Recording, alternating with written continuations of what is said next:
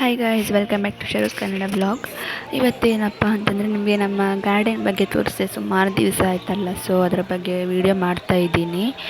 ಇಲ್ಲಿ ನೋಡ್ಬೋದು ಯಾವ ಥರ ಬಂದಿದೆ ಅಂತ. ಇವಾಗ ಬೇರೆ ಇನ್ನು ಮಳೆ ಸ್ಟಾರ್ಟ್ ಆಗ್ತಾ ಇದೆ. ಯಾವಾಗ ನೋಡಿದ್ರು ಮೋಡ ಮೋಡ ಮೋಡ ಆಗ್ತಾ ಇದೆ. ಇವಾಗ ನೋಡ್ಬೋದು ಎಲ್ಲ ಗಿಡದ ಬುಡದಲ್ಲೆಲ್ಲ ಬೇರೆ ಗಿಡಗಳು ಬಂದು ಸೇರ್ಕೊಂಡಿವೆ. ಹಾಗೆ ತುಂಬಾ ಕಸಗಳು ಬೇರೆ ತುಂಬಿಕೊಂಡಿತ್ತ.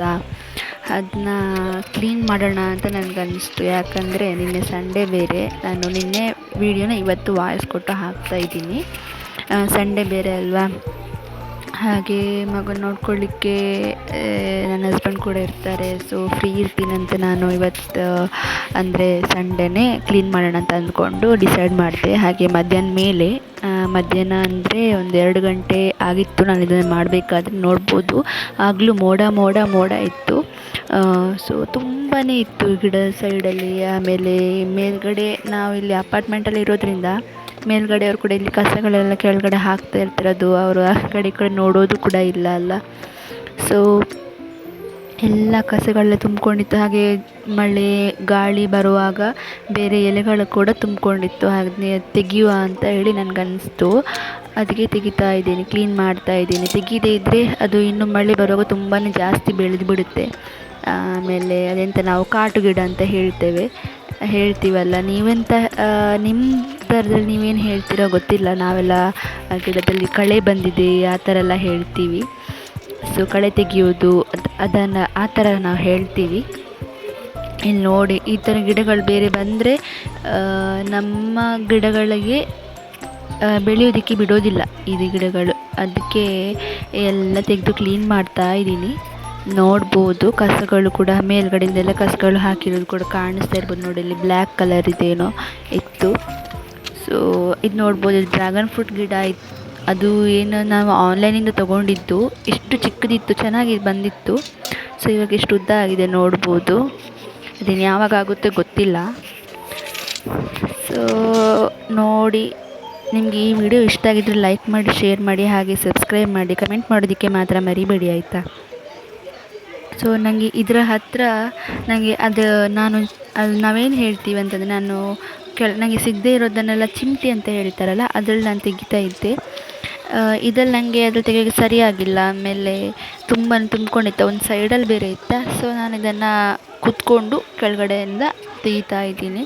ಇಲ್ಲಿ ನೋಡ್ಬೋದು ಜರ್ಬೇರ ಹೂ ಕೂಡ ಬಿಟ್ಕೊಂಡಿದೆ.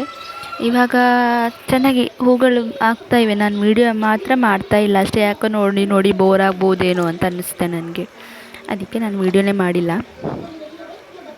ಹಾಗೆ ಕಳೆ ಬಂದಿರೋದನ್ನೆಲ್ಲ ತೆಗಿತಾ ಇದೆ. ಸುಮ್ಮನೆ ಕೂತ್ಕೊಂಡು ಏನು ಮಾಡೋದಲ್ವಾ, ತೆಗೆದ್ರೆ ಚೆನ್ನಾಗಿ ಗಿಡಗಳಿಗೂ ತುಂಬ ಚೆನ್ನಾಗಿರುತ್ತೆ ಅಲ್ವಾ. ಹಾಗೆ ಪ್ಲ್ಯಾನ್ ಮಾಡಿಕೊಂಡೆ ನಾನು ವೀಡಿಯೋ ಕೂಡ ಮಾಡ್ತಾಯಿದ್ದೀನಿ. ಇಲ್ಲಿ ನೋಡ್ಬೋದು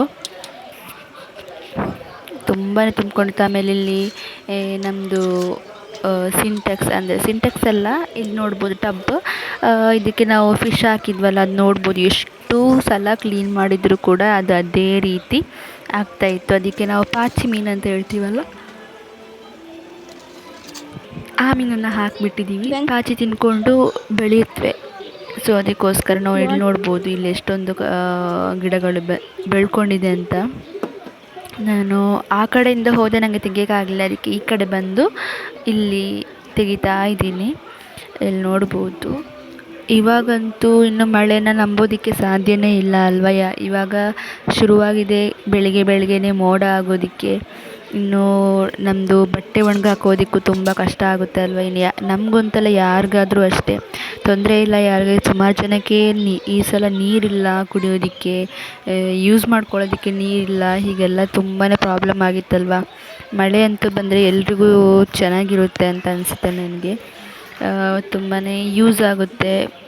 ಹಾಗೆ ಇಲ್ಲಿ ಅಲ್ವೇರ ನೋಡಿರ್ಬೋದು ನೀವು, ತುಂಬಾ ಬೆಳ್ಕೊಂಡಿತ್ತು. ಅಂದರೆ ಚಿಕ್ಕ ಮರಿಗಳಂತ ಹೇಳ್ತೀವಿ ಇತ್ತು. ಅದನ್ನು ಮತ್ತೆ ಹಾಗೆ ಬಿಟ್ಟರೆ ಅದು ಬೆಳವಣಿಗೆ ಕೂಡ ಆಗೋದಿಲ್ಲ ಅಲ್ಲ. ಅದಕ್ಕೆ ನಾನೇನು ಮಾಡಿದೆ, 2 ಪಾಟ್ ಎಕ್ಸ್ಟ್ರಾ ಇದ್ದಿದ್ದರಿಂದ ಅದಕ್ಕೆ ಸ್ವಲ್ಪ ಮಣ್ಣು ಹಾಕಿಬಿಟ್ಟು ಈ ಥರ ಅಲ್ವೇರನ್ನ ಪ್ಲ್ಯಾನ್ ಮಾಡಿಬಿಟ್ಟೆ. ಫ್ರೀ ಇದ್ದಾಗ ಮಾಡಿಬಿಟ್ರೆ ಆಗೋಗುತ್ತೆ ಅಲ್ವಾ, ಮತ್ತು ಬ್ಯುಸಿ ಆಗೋದ್ರೆ ಆಗೋದಿಲ್ಲ. ಸೊ ಅದಕ್ಕೆ ನಾನು ಈ ರೀತಿ ಹಾಕ್ತಾಯಿದ್ದೀನಿ. ಮಾಡಿದ್ದು ನಾನು ಫುಲ್ ನಿಮಗೆ ತೋರಿಸ್ತಾ ಇಲ್ಲ, ಯಾಕಂದರೆ ಇದು ಕಾಮನ್ನಾಗಿ ಎಲ್ರಿಗೂ ಗೊತ್ತೇ ಇರುತ್ತೆ ಯಾವ ಥರ ಪ್ಲ್ಯಾಂಟ್ ಮಾಡೋದು ಅಂತ. ನಾವೇನು ಸ್ಪೆಷಲಾಗಿ ಏನು ಮಾಡ್ತಾಯಿಲ್ಲ. ಜಸ್ಟ್ ನಾನು ಮಣ್ಣು ಹಾಕಿಬಿಟ್ಟು ಅದನ್ನು ಪ್ಲ್ಯಾಂಟ್ ಮಾಡಿದೆ ಅಷ್ಟೇ. ಅದಕ್ಕೆ ಮತ್ತಿನ್ನೇನು ಹಾಕಿಲ್ಲ. ಕೋಕೋಪೀಟ್ ಆಗಿರ್ಬೋದು, ಗೊಬ್ಬರ ಅದು ಇದು ಏನೂ ಹಾಕಿಲ್ಲ ನಾನು ಅದಕ್ಕೆ. ನೀರು ಸ್ವಲ್ಪ ಸನ್ಲೈಟ್ ಇದ್ದರೆ ಅಷ್ಟೇ ಸಾಕಾಗುತ್ತೆ ಅದಕ್ಕೆ.